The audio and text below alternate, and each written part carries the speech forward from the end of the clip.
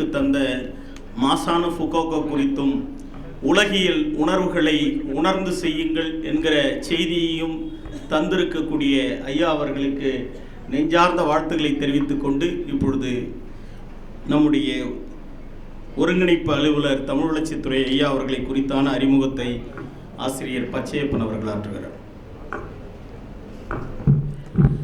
மதிப்பிற்குரிய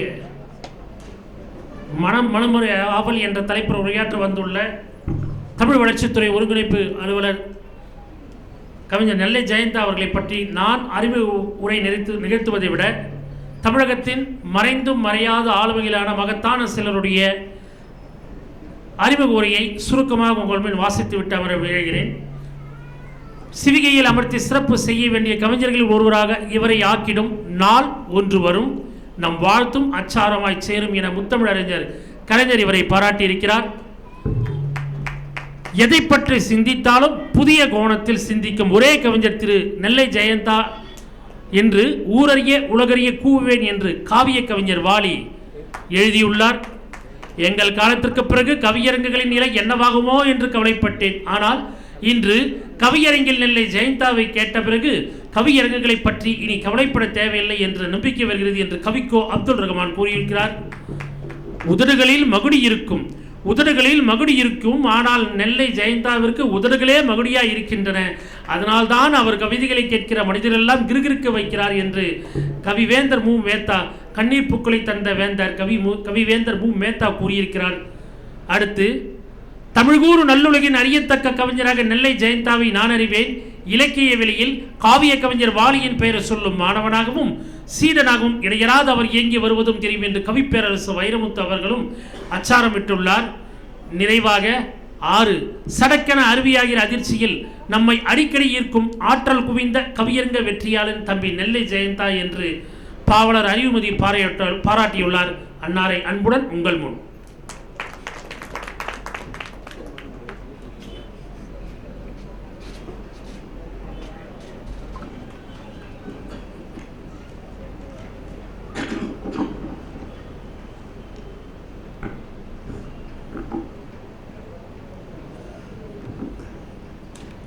கங்கையாறு தலையில் சுமக்கும் இறையனாறு, கங்கையாறு தலையில் சுமக்கும் இறையனாறு, கொண்ட முகமாறு நின்ற படை ஆறு என்ற முருகன் ஆறு, அவர்கள் அடியாறு அகத்தியர் தமிழே உன் தலைநூலை பொதிந்த இடம் பொருணையாறு, வளருமுனை வளர்த்ததாறு அது வைகையாறு, அன்று ஔவையாறு நேற்று பாரதியாறு, இன்னும் எவ்வளவோ கற்றாறு உனக்கு உற்றாறு உன்னை மேலும் பெற்றாறு, இதோ உன் காலடியில் கலக்க வரும் நான் ஒரு சிற்றாறு, மற்றாறு போல் இல்லை இவன் வெற்றாறு என்று அகத்தில் நினையாது, உயிரெழுத்து ஈராறு மெய்யெழுத்து மூவாறு தடையின்றி என் நாவில் வருமாறு தாயே நீ எந்நாளும் பரிமாறு, பிறகு மற்றாறு போல இந்த சிற்றாரும் ஒரு நாள் வற்றாத வரலாறு.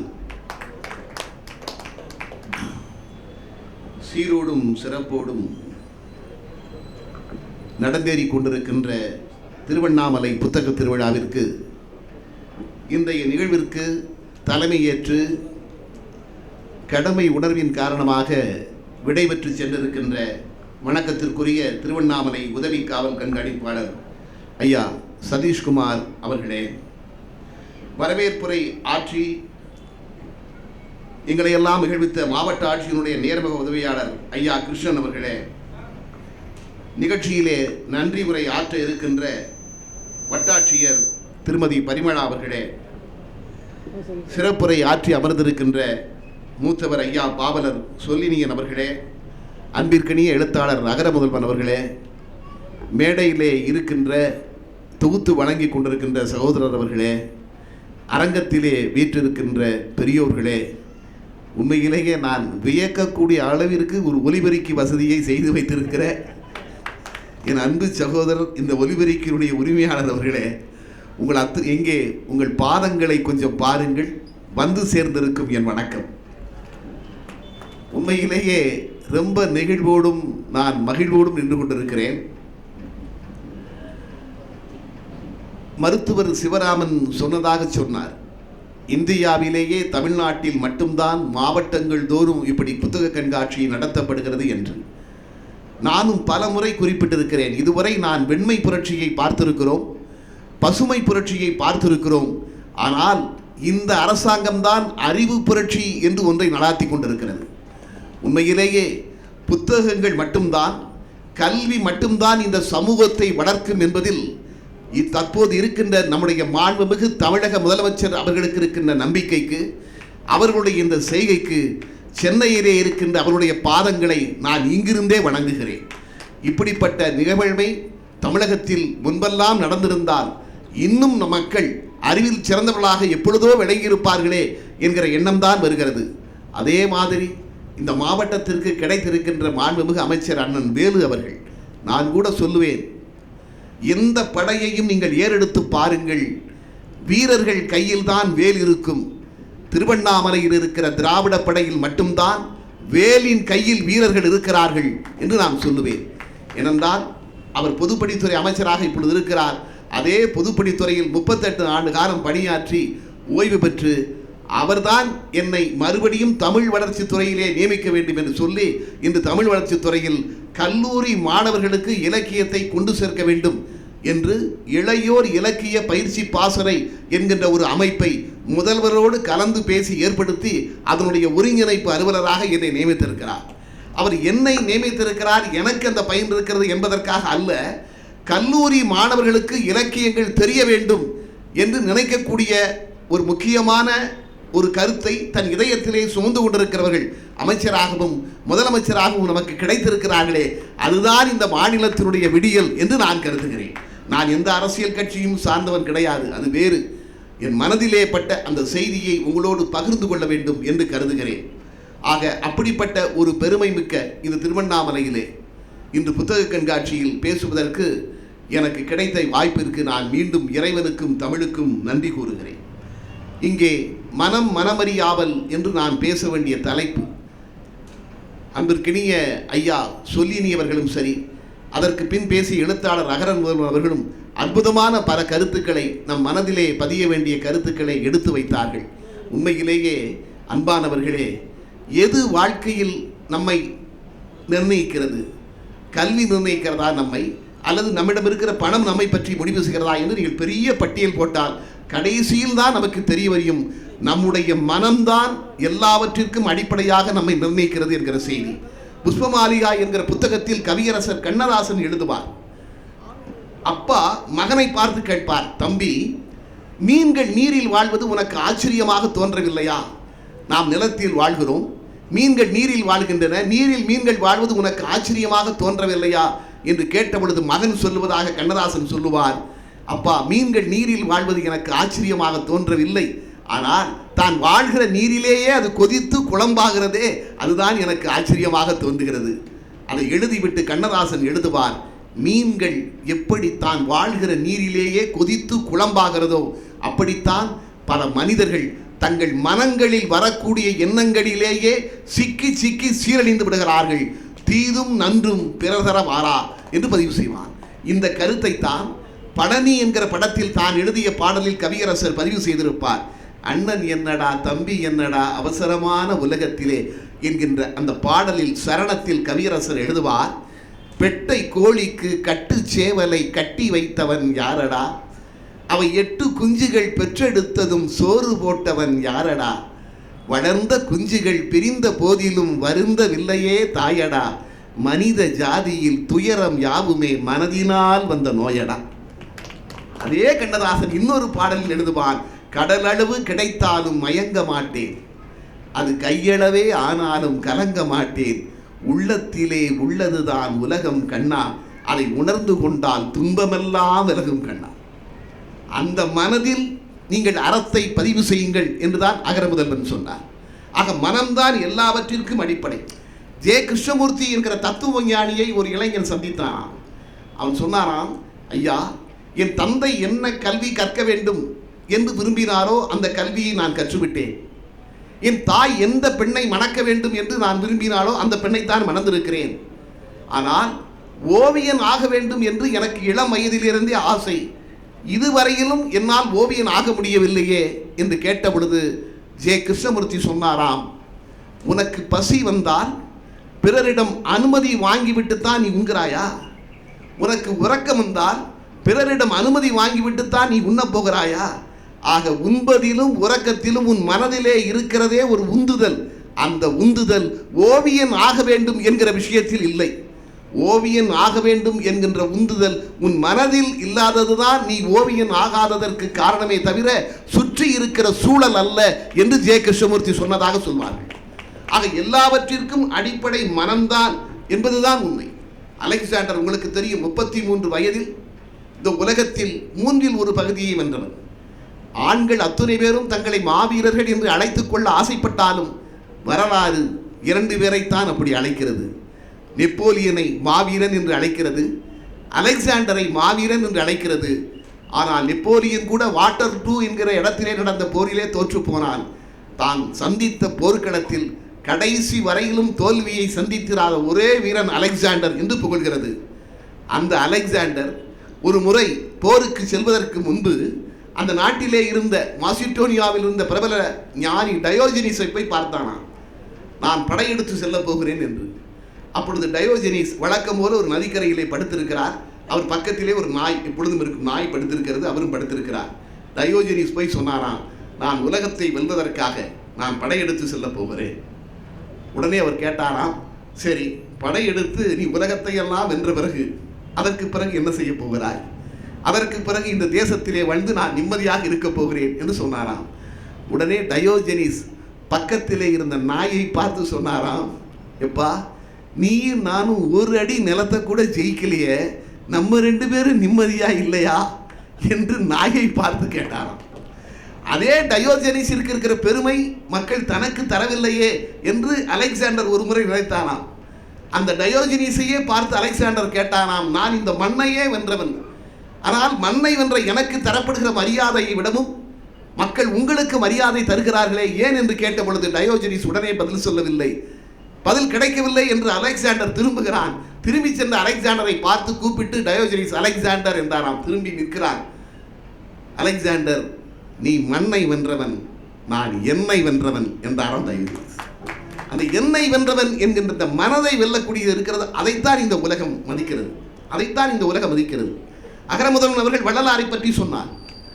எனக்கு உடனே ஒரு கவிதை நினைவிற்கு வந்தது. சுரதா எழுதிய ஒரு கவிதை நினைவிற்கு வந்தது. ஓமை கவிஞர் சுரதா, உங்களுக்கெல்லாம் தெரியும், தமிழ்நாட்டில் கொண்டாடப்பட வேண்டிய கவிஞர்கள் ஒருவர் சுரதா இல்லையா? பாரதிதாசனுடைய பரம்பரையாக இருந்தாலும் அவருடைய சிந்தனைகள் எல்லாம் வேறுபட்டு இருந்தன. ஒரு வசனத்தை கூட, தான் திரைப்படங்களில் எழுதிய வசனங்களை கூட கவிதையாக எழுதி காட்டியவர் சுரதா. தொடாதே வஞ்சகி, நீ தொட்டால் விஷம் கூட செத்துவிடும். சுரதாவின் வசனம், தொடாதே வஞ்சகி, நீ தொட்டால் விஷம் கூட செத்துவிடும். கப்பல் அலைகளை கிழித்து செல்லலாம், அவற்றை அழித்து செல்ல முடியாது. அந்த அளவிற்கு ஒரு எழுத்து வன்மை மிக்கவர் அவர். ஒரு கவியர், அவர் ஒரு பாடல் பாடினார், ஒரு கவியரங்கம். புரட்சி கவிஞர் பாரதிதாசன் கவியரங்கத்திற்கு தலைமை, அவருடைய குரு. புரட்சி கவிஞர் பாரதிதாசனை கவியரங்க தலைவர் என்கிற முறையில் பாட வேண்டும் அல்லவா? சுரதா பாடுகிறார்.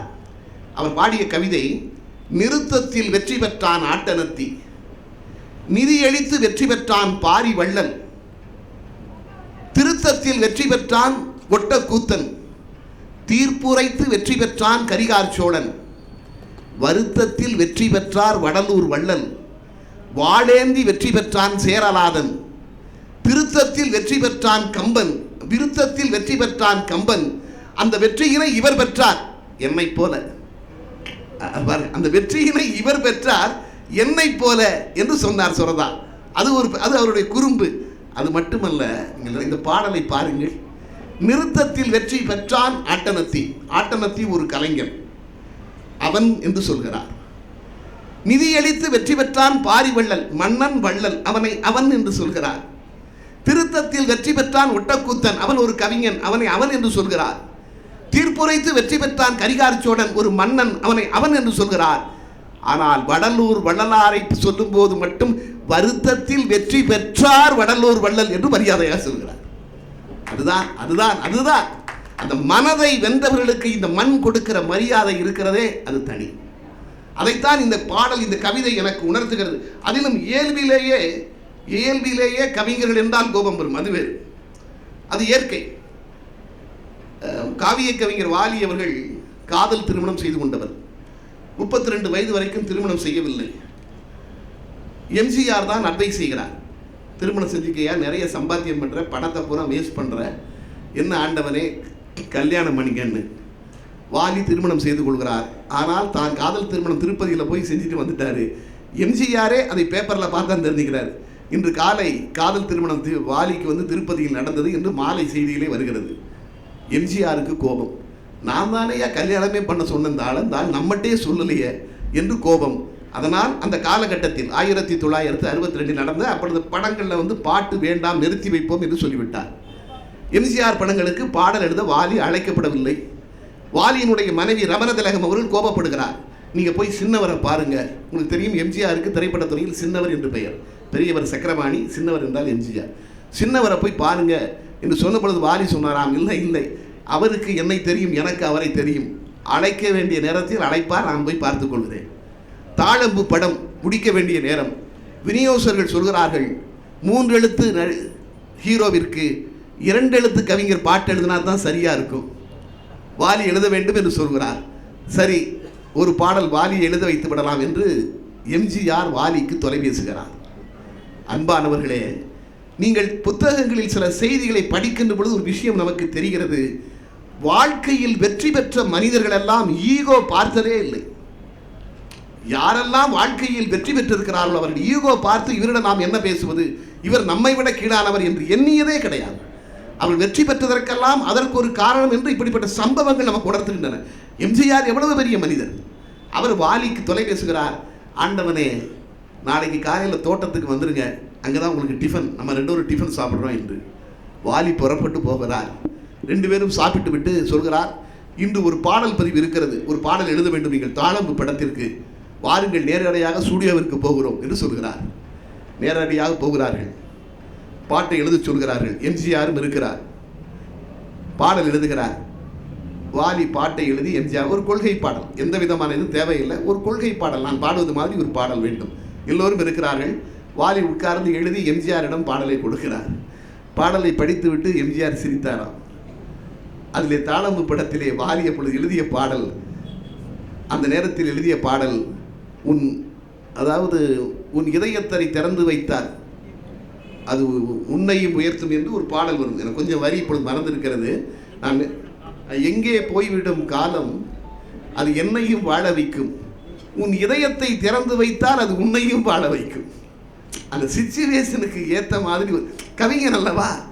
அது எம்ஜிஆர் பார்த்துட்டு சிரிச்சாராம், பார்த்துட்டே சொன்னாராம் கவிஞர் என்று சொல்லிக்கொண்டே கொடுத்தாராம். அதாவது ஒரு கவிஞர்கள் என்பவர்கள் வெளிப்படுத்தி விடுவார்கள். ஆனால் அப்படிப்பட்ட இடத்தில் கூட சுரதா ஒரு பகுத்தறிவு கவிஞர். ஆனாலும் வள்ளலாரை பாடுகின்ற பொழுது அவர் என்று பாடுகிறார் என்றால், யாருக்குமே தராத ஒரு மரியாதையை கொடுக்கிறார் என்றால் மனதை வென்றவர் வள்ளலார்.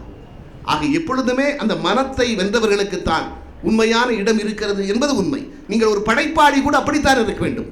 தமிழெல்லாம் தன்னுடைய மனம் என்று நினைத்தவர்கள் தான் ஜெயித்திருக்கிறார்கள்.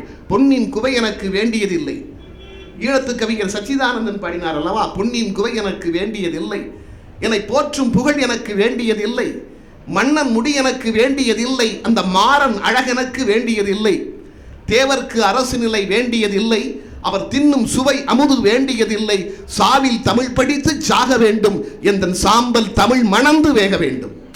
எல்லாம் தமிழ் என்று நினைத்தவர்கள். ஓமை கவிஞர் சுரதா ஒருவரை சொன்னார், சந்தனப்பூ பைந்தளையை தேனில் தோய்த்து தன் குட்டியிடம் கொடுத்து தின்ன சொல்லும் அந்தி நிலா பிறை கொம்பு ஆணை கூட்டம் அறைகின்ற முதுரமலை வேந்தே கேட்பீர், சொந்த அறிவோடு எதையும் சொல்வதுதான் என் வழக்கம், திருட மாட்டேன், செந்தமிழின் ஆண் வடிவம் என்றே என்னை செருக்கோடு நான் சொல்லிக் கொள்ளுகின்றேன். செந்தமிழின் ஆண் வடிவம் என்று சொன்னார் சுரதா தன்னை. கவியரசர் கண்ணதாசன் பாடவில்லையா, தான் பெற்ற பிள்ளையை ஏன் பெற்றோம் என்று தான் தாய் என்று மாண்டு போனாள், தான் பெற்ற பிள்ளையை ஏன் பெற்றோம் என்றுதான் தாய் என்று மாண்டு போனாள், தந்தையும் இப்பிள்ளை உருப்படாது என்றுதான் தணலிலே வெந்து போனான், ஊன் பெற்ற யானுமே உயிர் கொள்ள வைத்தவன் உயரத்தில் ஒளிந்து கொண்டான், உதிரத்தில் என்றென்றும் தமிழன்னை மட்டுமே உறவாக வந்து நின்றாள். தமிழ்தான் தனக்கு என்று சொன்னார். தாய் தந்தை எல்லோரையும் விட தமிழ். காவிய கவிஞர் வாலி சொன்னார் அல்லவா, தாய்க்குள் இருந்து புறப்பட்டேன், தரை தவழ்ந்தேன், தாய் தந்தையர் நோய்க்குள் விழுந்து போனார்கள். நொடித்து போய் நான் நிலத்தார் வாய்க்குள் விழுந்து புறப்பட்டேன். நான் வருந்துங்கால் வந்து இந்த நாய்க்குள் புகுந்து நலம் செய்தாய் நான் வணங்கும் கந்தவேளே என்று சொன்னார். அவர் முருகனை தமிழாக பார்த்தார். ஆக அப்படித்தான் படைப்பாளிகள் கூட தங்கள் மனமெல்லாம், தங்கள் உடமெல்லாம், தங்கள் உதிரமெல்லாம் தமிழ் என்று நினைத்ததால் தான் ஜெயித்திருக்கிறார்கள். ஆக எல்லாவற்றிற்கும் அடிப்படை மனம்தான் என்பதில் நாம் அப்படி இரண்டாவது கருத்தே இருக்க முடியாது. அப்படிப்பட்டவர் நீங்கள் எப்படிப்பட்ட வாழ்க்கை கிடைத்தார் உங்களுக்கு தெரியும். அறிஞர் சாக்ரட்டீஸிற்கு ஒரு சரியான மன வாழ்க்கை அமையவில்லை என்று சொல்வார்கள். சாக்ரட்டீஸிற்கு சரியான மன வாழ்க்கை அமையவில்லை என்று சொல்வார்கள். அது ஒரு சம்பவத்தை கூட குறிப்பிடுவார்கள். ஒரு இளைஞனுக்கு ஆசை, உங்களுக்கு கூட தெரிந்திருக்கலாம், திருமணம் செய்து கொள்ளலாமா என்று சாக்ரட்டீஸிடம் போய் யோசனை கேட்கிறான். ஐயா, நான் திருமணம் செய்து கொள்ளலாமா, நீங்கள் என்ன சொல்கிறீர்கள்? தத்துவம் மேதை. 2 பேரும் உட்கார்ந்து பேசிக் கொண்டிருக்கிறார்கள் திண்ணையிலே. சாக்ரட்டீஸுடைய மனைவிக்கு எப்பொழுதுமே சாக்ரட்டீஸ் மீது ஒரு கோபம். இப்படித்தான் இளைஞர்கள் இவரை தேடி தேடி வருகிறார்கள். இவர் பேசிக்கொண்டே இருக்கிறார், எதுவுமே செய்வதில்லை என்று திட்டிக்கொண்டு வீட்டிலே கோபத்தில் வெளியே பேசிக் கொண்டிருக்கிறார். வெளியே பாத்திரங்களை உருளுகிற சத்தம் கேட்கிறது. அதற்கு பிறகு ஒரு குடம் நிறைய தண்ணீரை கொண்டு வந்து கோபத்தில் சாக்ரட்டீஸின் தலையில் அவள் ஊற்றிவிட்டாளாம். அந்த பையன் திருமணம் செய்து கொள்ளலாமா என்று கேட்பதற்காக அந்த இளைஞன் திக்கித்து போய் நிற்கிறான். அப்பொழுது சாக்ரட்டீஸ் சொன்னாராம், என்ன பார்க்கிறாய், எதை செய்தாலும் என் மனைவி முறைப்படி செய்வாள். உள்ளே இடியாக இடித்தாள், இப்பொழுது மழையாக பொழிகிறாள். சொல்லிவிட்டு சொன்னாராம், எப்படி ஆயினும் திருமணம் செய்து கொள், எப்படி ஆயினும் திருமணம் செய்து கொள். நல்ல மனைவி கிடைத்தால் சந்தோஷமாக இருப்பாய், இல்லை என்றால் ஞானியாக இருப்பாய். இது சாக்ரட்டீஸினுடைய வார்த்தை. தன்னுடைய மன வாழ்க்கையை வைத்துக்கொண்டு அவர் சொன்னது இல்லையா. என்னால் அதாவது அனைத்து அதுதான். நீங்கள் கணவன் மனைவியை பற்றி நிறைய ஜோக்குகள் எல்லாம் வருகின்றன, அது வேறு, அது சொல்வது வேறு. ஆனால் ஒரு சரியான பெண் மனைவியாக அமையாமல் போனால் நம் மனமே சரியாக அமையாது இல்லையா. உலகத்தின் மிகச்சிறந்த காதல் பாடல்களில் ஒன்று கவியரசர் கண்ணதாசன் எழுதிய நான் பேச நினைப்பதெல்லாம் நீ பேச வேண்டும் என்கிற பாடல். அந்த பாடலில் கண்ணதாசன் கணவன் என்பவன் யார், மனைவி என்பவர் யார் என்பதை சொல்லிவிடுவார் என்று சொல்வார்கள். அந்த மனைவி பாடுவாள்,